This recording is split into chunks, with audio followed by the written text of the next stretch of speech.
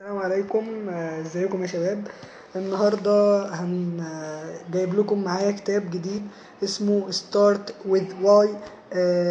ابدأ بليه او اعرف السبب او الغاية اللي بتعمل عشانها اي حاجة عشان تقدر تكمل. كتاب خطير جدا ومفيد جدا جدا في القيادة. كتاب عملي جدا. الكتاب ده بيست سيلينج على امازون، من اعلى الكتب مبيعا بره. الكتاب ده كتب واحد اسمه سيمون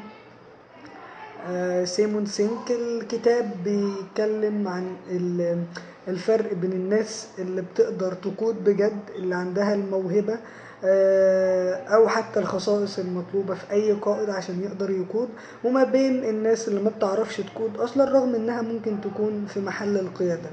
يعني هيعلمك ازاي تكون قائد بدون منصب رسمي، والناس تحب انها تتبعك، لان مش عشانك، لا عشانهم هم، وعشان انت بتلمس فيهم حاجة، وعشان انت بتعرفهم الغاية اللي هم اتخلقوا عشانها.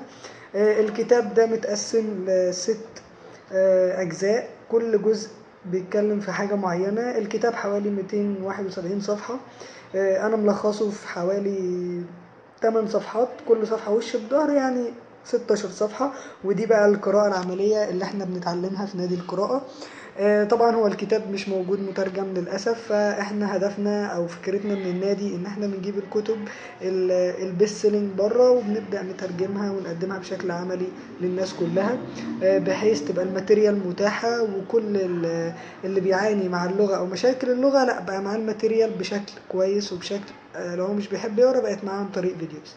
ان شاء الله النهارده هنتكلم بس كده عن المقدمه، والكتاب هناخد منه كتب كام جمله كده من المقدمه، وهنعمل سلسله فيديوز الفتره الجايه ان شاء الله نشرح باقي الكتاب باذن الله. فهقول لكم جمله كده من المقدمه. ان الكاتب بيهدي الكتاب ده بيقول: For those who have an open mind for new ideas, who seek to create long-lasting success, and who believe that your success requires the aid of others, I offer you a challenge. From now on, start with why.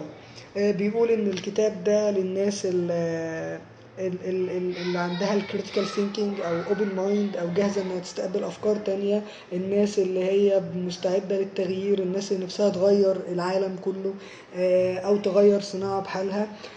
بيقول لك لازم تبدا بواي، بليه. ابدا خلي الغايه دايما قدامك، اعرف الغايه عشان تقدر تكمل.